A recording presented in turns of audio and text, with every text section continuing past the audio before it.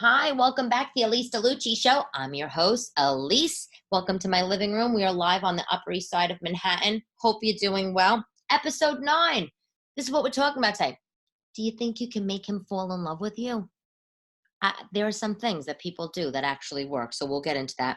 How about, do you need to have a personal brand identity for work? You know, on LinkedIn, you're one way, and then on TikTok, you're a totally different way. You do need a brand. I'm going to give you my opinion on it and what I do, and we'll get into that. And then I am so overwhelmed lately. Are you? I mean, everyone I'm talking to is overwhelmed. I'm going to tell you some things that I do when I'm overwhelmed that helps me, and hopefully it could help you too. So take a sip of your drink, sit back, and enjoy talking to me, Elyse. Okay, back to the day. So you know you get a deck of cards, right? Maybe you're at a boring conference and they give you some deck of cards. You throw them in your junk drawer in your kitchen. Well, you know, there's the hearts and spades or whatever. All of those things symbolize something. I never knew this. So let me tell you what they're. The fact, the suits on a deck of cards initially symbolize the hearts stood for the church. The spades stood for the military. The clubs, agriculture, and the diamonds, that suit was dedicated to the merchants. Isn't that funny? I just read that. I thought you'd like to know. So how are you? How's your week? You do anything good? You know, I read an article the other day. I feel like you're going to die. You know, during this whole global pandemic, especially particularly March, April, May, everybody was buying things from Amazon. I mean, in Manhattan, I barely had, delivery service, but I was buying everything on Amazon. It was the only place that was delivering things to me, even if it was taking 2 or 3 weeks. Well, do you know, most businesses took a huge hit and still are. But with Amazon, they increased their ad revenue business by 10x, 10x in the second quarter.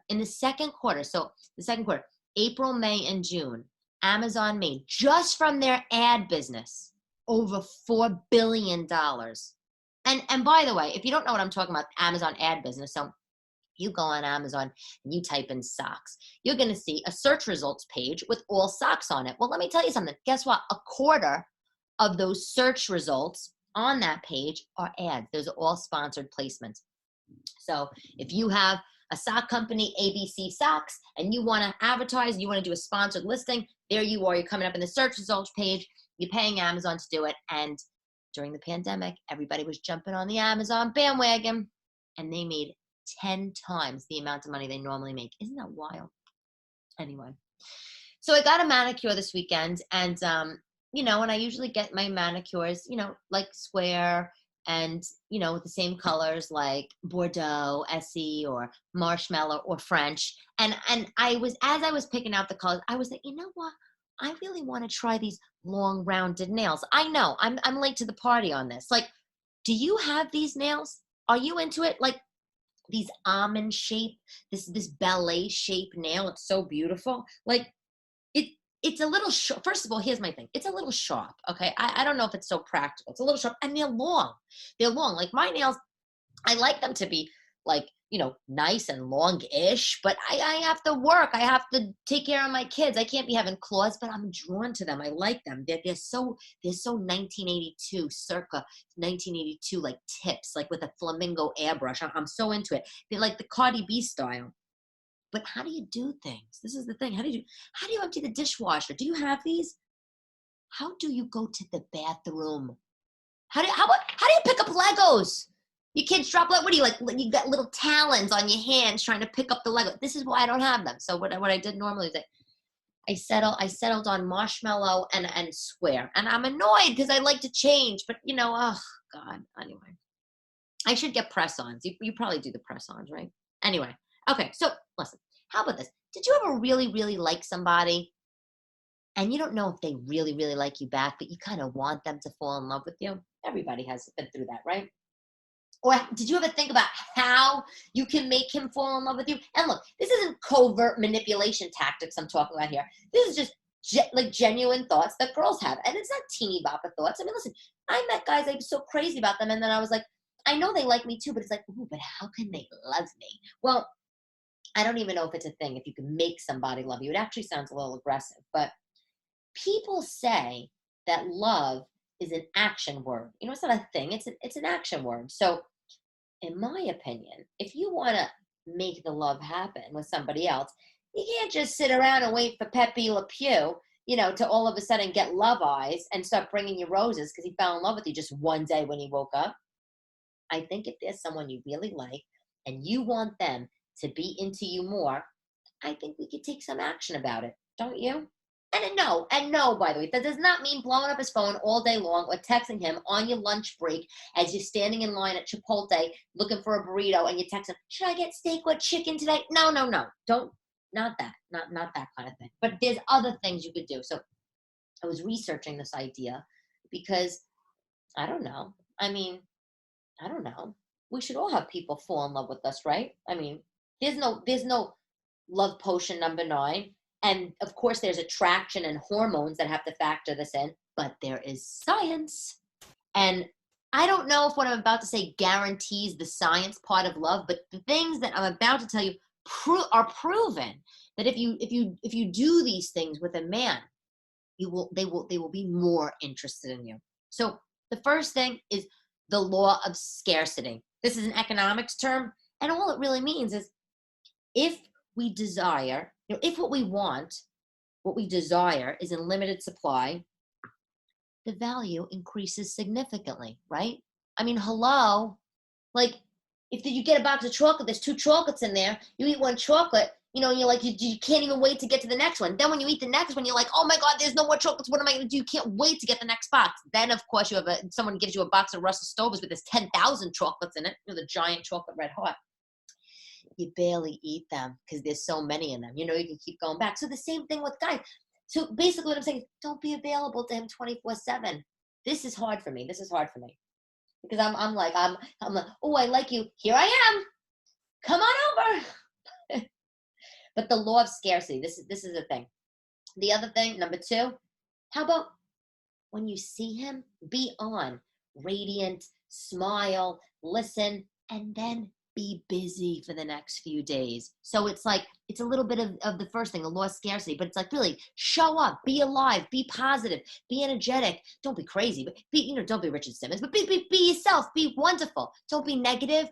And then you're so busy the next few days after that date.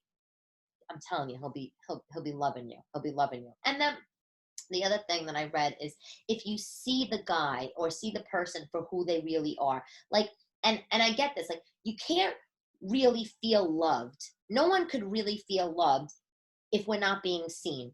So, and girls like to be seen. Girls want to be heard. Everyone knows. We all want to be heard. We want to be listened to. We would talk to them for 3 hours, not even breathing.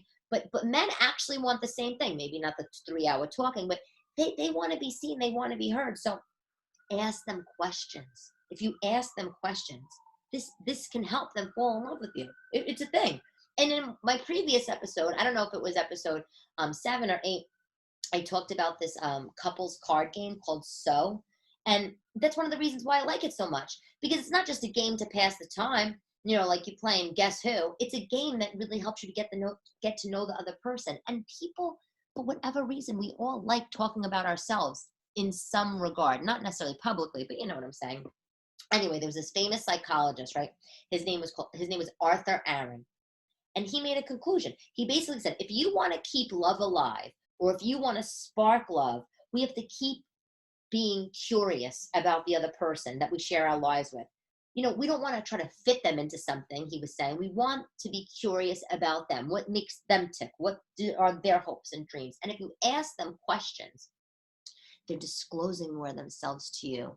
And, maybe the love is going to be there. And the last thing is if you're affectionate, which I think that is kind of a given. But the more that we express love physically and emotionally, the more we feel it. And it's funny because I'm a lovey-dovey girl. I don't know about you. Are you a lovey-dovey? Are you a lovey-dovey? Well, here's the thing. Not all guys really are, but they might be. They just might not say it, Like, how good does it make a guy feel? Even if he says he's not affectionate, even if he says he's not a lovey-dovey, and he comes home and you give him a big hug, and you tell him he looks handsome, they want to feel good. And they want to be around people that feel good. Don't you? Don't you? You want to be with the asshole that's insulting you all the time? No. And I think also on this is that this guy Arthur Aaron said, you want to make eye contact. Always make eye contact. And obviously, eyes are the window to the soul, right? But if you make the eye contact, hold it, and not like a creeper where you hold and gazes for 4 minutes, okay, burning holes through people's eyes. But that's that. And I think this is the thing. I think the law of scarcity is the most important, though. Come on. You show up, you be gorgeous, show them a little leg, and then disappear for a few days, So what do you think about this, turning yourself into a brand at work? You must have read articles about that, right? Like, I think a lot about this. It's like, this one's like, hi, my name is Jane. I went to Dartmouth. I'm a data scientist. I live in Cobble Hill, Brooklyn. I wear Warby Parker glasses. Oh, and my hobby, my passion is I like to save endangered oak trees. This is a brand. This is somebody that I feel like fits the data scientist mold perfectly. Is that her real self? Who knows? But that's who she is on LinkedIn. That's who she shows herself to be on Instagram. So if Jane all of a sudden wants to leave her shitty tech startup and go get a job at Google, and Google's like, what's Jane's brand? They're looking her up and they're like, oh, she's perfect. She fits in our culture perfectly. And now it sounds like, you could be stereotyping, but maybe Jane's crazy. And this is just the brand that she concocted. She wants to present herself to be in the corporate world. And I'm not saying that she's a lunatic just creating something out of her ass, but I think that branding yourself is important. Not necessarily, I don't think it's necessary for every single industry. Like if you're a teacher, do I think you need to brand yourself? I don't know. I really don't know. But if you work in tech, if you work in media, in some areas of the business world, do I think you need to? 100,000. It's not even a number. That's how much I think you have to do it. All the numbers put together.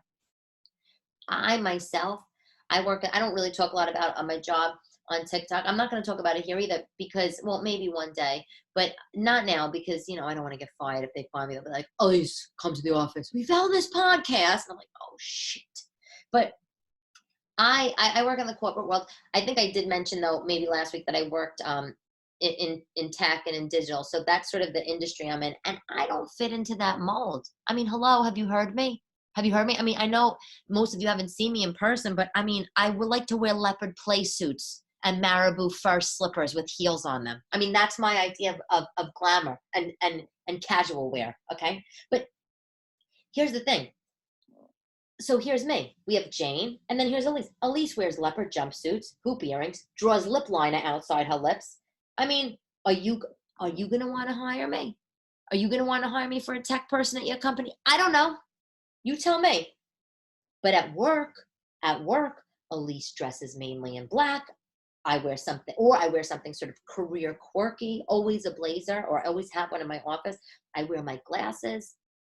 I wear contacts. I do wear glasses a lot because I look at the computer all day, but I wear my glasses, a nondescript bag, flats, no hooker heels, flats. I wear boots, flat boots, loafers, driving moccasins.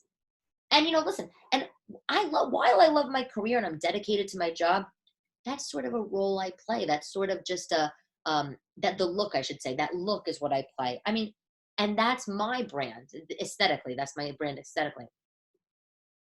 But at the end of the day, when you think about it, right, we're all like freaking Baskin Robbins. We all have 27 flavors, right? I mean, I look that way at work. That's definitely, and that's who I am in the office, right? But then when I go home, well, I take all that shit off and I get on a leopard jumpsuit. But you know what I'm saying? I have to keep my Cha-Cha Di Gregorio and Fran Drescher at home. I got to save that for the disco. But when I go to work, I have my brand on. When I go to Instagram, I shouldn't say Instagram. When I go to LinkedIn, that's my brand. If you don't have a personal brand, do you think this is damaging your career? In my opinion, yes. I think that your resume is branding yourself. I think your LinkedIn is branding yourself. And I think if you choose to be in the work world and you choose to exist online, in your personal life, Instagram, Facebook, whatever, you need a brand. If you work in that kind of industry, whatever, like the industries I mentioned, there's other ones, you need a brand because you want to know what? If you don't have a brand, people are going to find you and they're going to make assumptions. That's the world we live in. It's just totally different. Is it ridiculous? Is it ridiculous to think that you have to curate your public Facebook, a photo to be mature, family oriented, and responsible? Like, of course it's ridiculous. What if you just went on your best friend's bachelorette party? You haven't gone out in 10,000 years and you were face down in body glitter and champagne and Wendy's the whole weekend. And by the way, Wendy's is my kind of bachelorette party.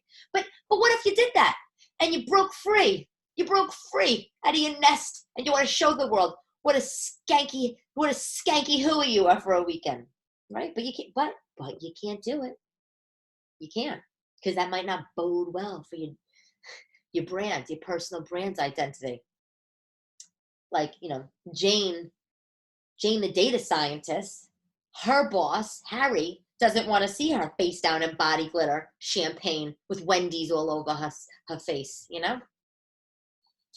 So I think that this is the thing. This is the thing. There's tons of articles on it. There's sometimes controversy. Should you feel like you have to, curate yourself? Should you feel like you have to put yourself into a box? Whatever. And you know what? I think yes. I'm sorry. Maybe that's a little old-fashioned. I think you got to play the game. If you're still yourself, you're still being honest, you're still being genuine. They're hiring the real person for your smarts and your intelligence and your skills. You just don't need to see you, they don't need to see you down to your skivvies. You need a signature image. Sometimes you might need to get, a unique voice, point of view sort of thing. And you need like a recognizable standard. They know when Jane from Cobble Hill that saves oak trees walks into the role as the data scientist, they know she's going to be efficient and green and have her shit together.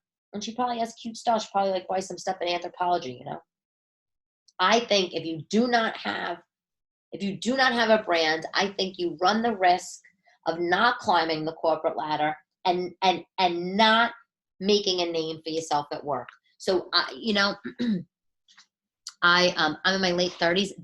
I am so passionate about this. And I think that however old you are listening, but if you have young kids, the kids that are in college are just entering the work world and you're listening, or if you are yourself in your late teens or early 20s, I think this is something you have to take so seriously. When you go online, you have to make sure you lock all your pictures up, make things private if you don't want to run the risk of,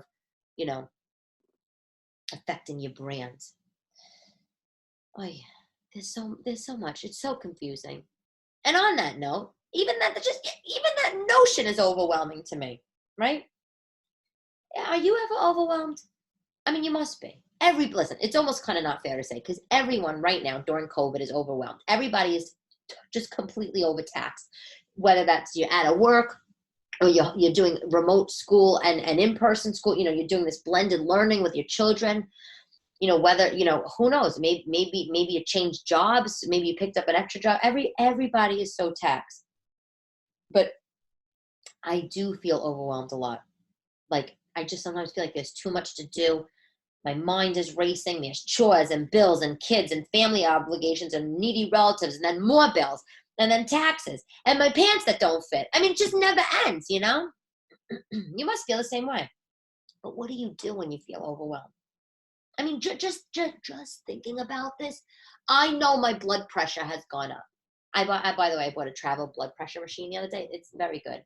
I should do a little review on it on Amazon. And, if you're dating, that's a nice thing to have. Like, it shows him I can't take up.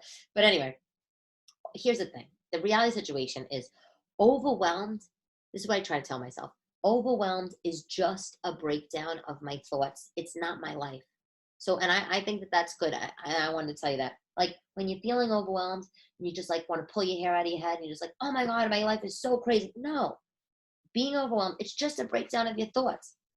It's not a breakdown of your entire life. And, my ex-husband used to say something that was really great. And he used to say, if you're going to sit around a table, say you sit around a table with 8 people, and everybody takes their problems, their individual problems, and figuratively throws them into the center of the table, and everybody could see everyone else's problems, you'd grab yours back in a heartbeat.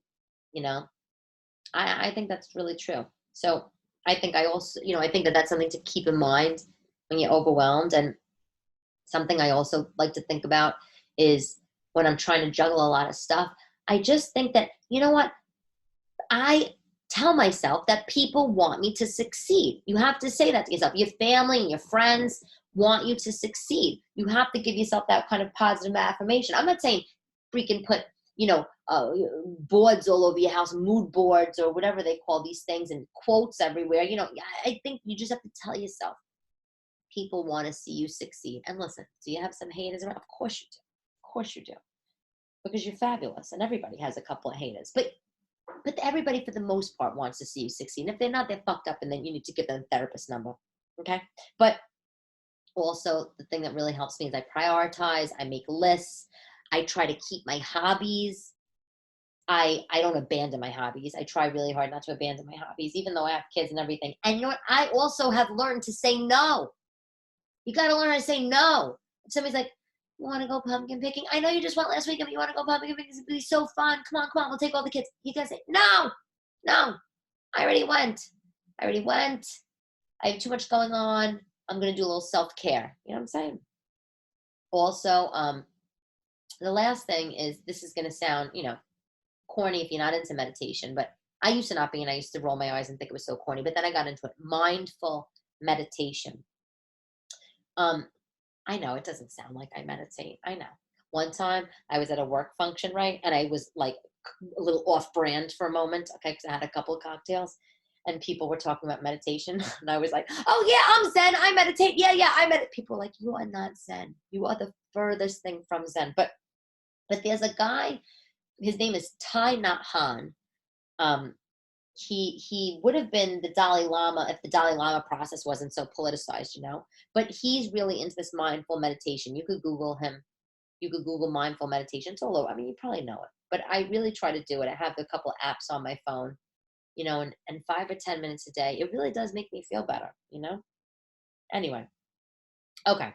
So we're doing products as we normally do. So I have a nice product for you, a dupe. I don't think I did a dupe last episode, but okay. So I try to, keep up with my skincare. Okay. And I use a toner. I used to not use a toner, but I use a toner, and I used for lots of years this toner called P50V, letter P, 50V. It's by a company called Biolage Research. I'm saying it horrible. It's French. I don't speak French. If you want me to tell you the name, DM me on TikTok and I'll send you the name. But this toner is a miracle worker. It really is. You wash your face, you put the toner on, then you put maybe a serum if you want any serum juice, or just put your lotion and then you go then throw your makeup on, right? But this toner is so damn expensive. It's like 5 ounces. It's like $100. Okay, the whole bottle lasts for a year, but still, that's expensive. Well, I found something on Amazon that's exactly the same, or almost exactly the same, just as good though. The brand is called Paula's Choice. Paula, like the woman's name, Choice, and it's $21 on Amazon. Which listen, I'm not saying that's cheap for skincare or anything, but compared to 100 of P50V is a cult product. And then Paula's Choice came around, and they are like another cult product, or they're knocking P50V out of the thing. So you get 4 ounces of Paula's Choice for $21, and this is what it does. It minimizes your pores. It makes your skin look more youthful. I'm not kidding you. I mean, listen, it's supposedly, they say it fights or reduces the effects of aging. It reduces the blackheads. It gives you a more smooth, unblemished skin. I don't know about all that shit. You know what I do know? I know that it minimizes my pores, and that's all I care about. So and it has the same results as P50V. So Paula's Choice, pore reducing toner. It's a blue bottle with a white top. It's kind of like in a column shape. $21 on Amazon. I totally love it, and I think you're gonna love it too. So, okay, every episode I do a few questions for my TikTok audience, a couple of TikTok girlfriends. They send in some questions, and I do my best to answer them. I'm not an expert. I always say this. I'm just somebody that has some decent life experience, and maybe you just want a BFF answer. So here we go. Okay, first question.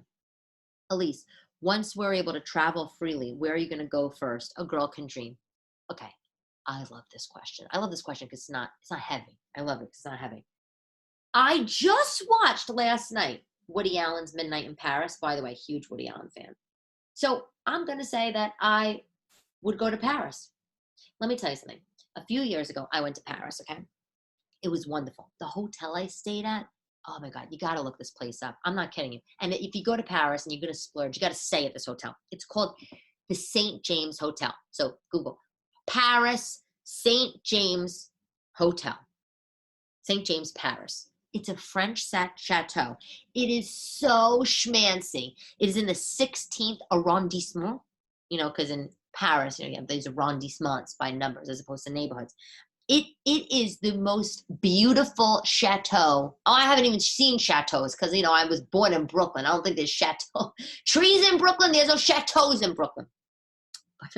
But this place is so beautiful. It's literally, it's a real chateau. It's so romantic, and it's grand staircases. It has swagged silk and velvet drapes. All of the rooms in the hotel, every room in this hotel is different. Some of the rooms are toile. Some of the rooms are leopard print with red velvet, gold, everything. Literally, it is the most beautiful hotel. And then, of course, even more beautiful than that is Paris itself, because everything is just so stunning and glamorous and effortless, and European, and everybody's so skinny. That's where I'm going. And I'm not going there because I want to feel miserable about myself because I'm not skinny. I'm just going to go, and I'm going to enjoy myself. And watching Midnight in Paris, if you haven't seen that movie, you definitely should see it. I think I got it on Amazon Prime last night. It's wonderful. You're going to watch the movie. You're going to want to go to Paris. So that's where I'm going, Paris. Second question. I'm a single mom. I'm working full time. Elyse, on TikTok, you mentioned passive income streams. Do you have any ideas for a side hustle? Oy. Do I have any ideas? Yeah, I do. So, okay, just like a quick refresher of what I said on TikTok. I was talking about a book, Rich Dad, Poor Dad. And the whole book talks about how you have your earned income, which is your paycheck that you get every week or every other week. And then you can have passive incomes. And, Rich, aka Rich Dad, has passive income streams, which is basically side hustles, just generating him money while he's still out making his money at his regular job. So yeah, I do have side hustles you could do. I'll tell you something. I think you could be a transcriptionist. I know this is funny, right? But like there are a lot of people that pay money for transcriptions. You go on Fiverr.com, do transcriptions, you get paid whatever, or Upwork. Are you a teacher? Why don't you sell your lesson plans? There's a website, Teachers Pay Teachers. You literally could sell your lesson plans, make yourself a few bucks. I would use side hustles, sell products, services, even if it's a template. Are you a graphic designer? Make a template up, sell it on Etsy. People buy, I've bought templates on Etsy before. You can be an Uber driver, a DoorDash driver. How about write an ebook? Did you ever want to write a book? Did you ever think about that? Well, write a book and go sell it. Sell it on Amazon. You can start a consultancy service. I know it sounds more daunting, but I don't know. What are you good at? I don't know. You have skills. I mean, so even if it's organizing, become a home organizing consultant. I'd pay you. Come right over. How about you could teach kids English online? There's another site. It's called VIP Kid. You could teach kids English. These are kids in China. They want to learn English. Go, you make some money there. Tutoring, freelancing, any marketable skill, graphic design, ghostwriting. You could do some virtual assistant work. I think there's tons of side hustles. Those are just some that come to my head. And I wish you luck. I hope that you find a good side hustle that generates some decent passive income for you. So anyway, as we do, we're closing it out with a quote. I love this quote. If you want something said, ask a man. If you want something done, ask a woman. Margaret Thatcher says this. If you want something said, go ask a man. If you want something done, ask a woman. Well, isn't that fabulous? Yeah, because men, they're all cheap talk. But us women, yeah, thank you. Actions over here, baby. I love it. Anyway, so that's it. That's it for today's show. That's it for this episode of the Elyse DeLucci Show. Thank you for listening. Please, I'm begging you, go to Apple Podcasts and subscribe, will ya? Or how about this review? Ooh, write a review. I read all the reviews. Nothing makes, I actually read them every day. I read them every day because that's how happy it makes me. I just say, oh my God, look at all these nice things that people are saying. This really makes me want to keep on going. And I love it. And I love doing this. So yes, please, thank you for listening. If you want, go to Apple Podcasts, subscribe, leave a review. You can also find us on Spotify podcast. And if you want, follow me on TikTok. I'm talking every day on there. Or you can go to ElyseDeLucci.com, or you can follow me on Instagram at Elyse DeLucci. Anyway, talk to you soon. Love you, baby.